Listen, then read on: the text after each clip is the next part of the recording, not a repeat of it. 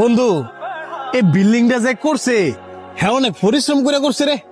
না, সব কপাল। হ্যার ভাগ্যে ছিল, তাই হ্যাঁ এই বিল্ডিংটা করতে পারছি। কি কস, পরিশ্রম না করলে কি হ্যাঁ এই বিল্ডিংটা করতে পারলো হইলে? ভাগ্যে না থাকলেও তো হ্যাঁ এই বিল্ডিংটা করতে পারলিল না। তার মানে তুই মানতে চাইতেছস না হ্যাঁ যেটা পরিশ্রম দিয়া করছে? না, ঠিক আছে, তোর অক্ষণে প্রমাণ করে দাইতাছি পরিশ্রম ছাড়া যে কোনো কিছু সম্ভব না। তোর মোবাইলটা দে। নে।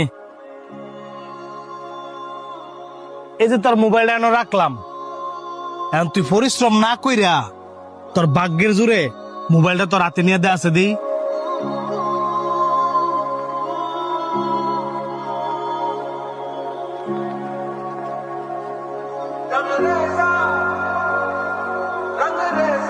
ভাই এই মোবাইলটা তো মনে হয় আপনার।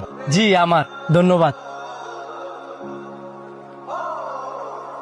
মোবাইলটা কিন্তু আমার ভাগ্যের জোরে আমার হাতে আইছে।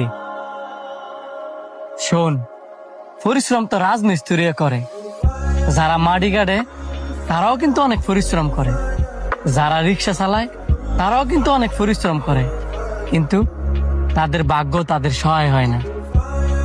আবার আমি এমনও মানুষ দেখছি যারা কিনা চা বিক্রি করিয়া, পেপার বিক্রি করিয়া কোটি কোটি টাকার মালিক।